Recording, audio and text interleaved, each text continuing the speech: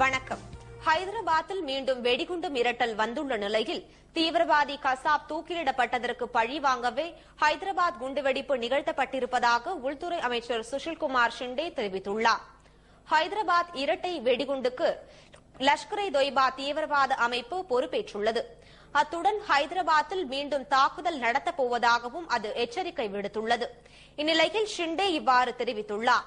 குண்டுவெடிப்பு தொடர்பான முக்கிய ஆதாரங்கள் கிடைத்துள்ளதாக கூறியுள்ள ஷிண்டே உண்மை குற்றவாளிகள் விரைவில் கைது செய்யப்படுவார்கள் என நம்பிக்கை தெரிவித்துள்ளார். देखिए, ये धमाके के बारे में पूरे देश में हम अलर्ट के मैसेजेस दे रहे हैं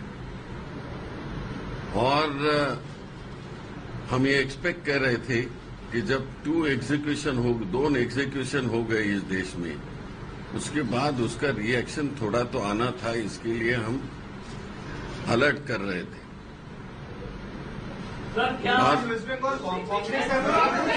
Just a minute.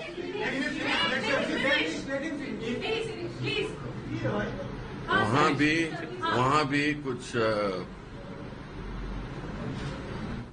தீவிரவாத செயல்களை தடுக்க மாநிலங்கள் தேசிய தீவிரவாத தடுப்பு மையத்தை அமைக்க ஒப்புக்கொள்ள வேண்டும் என அவர் வலியுறுத்தியுள்ளார்.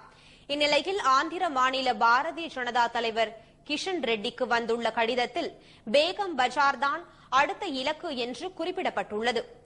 இதனிடையே இந்தியன் முஜாஹிதீன் அமைப்பின் யாசின் பட்கல் வெங்கடாத்ரி திரையரங்கு அருகே குண்டு வைத்ததாக போலீசாருக்கு தகவல் கிடைத்துள்ளதால் அவரை போலீசார் தீவிரமாக தேடி வருகின்றனர்.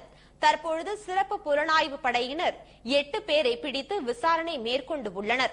இவர்களில் ரியாசுதீன் என்பவனை குண்டுவெடிப்பு நிகழ்வதற்கு சற்று முன் பார்த்ததாக சிலர் கூறியுள்ளனர்.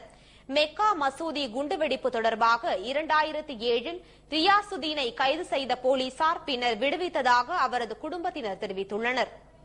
2 घंटे में पूछताछ करके छोड़ते बोल के लेके गए.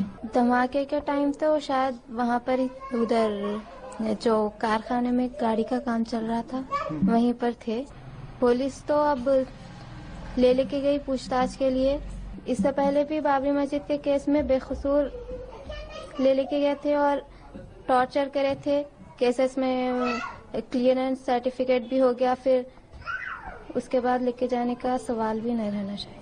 திகார் சிறையில் இருக்கும் இந்தியன் முஜாஹிதீன் தீவிரவாதி சையத் மக்பூலுடன் ரியாசுதீனுக்கு தொடர்பு உள்ளதாக போலீசார் கூறியுள்ளனர். இதனிடையே ஹைதராபாத் குண்டுவெடிப்பு சம்பவத்திற்கு பொறுப்பு ஏற்று கேடாவில் இருந்து இமெயில் அனுப்பியவரை குஜராத் போலீசார் கைது செய்துள்ளனர்.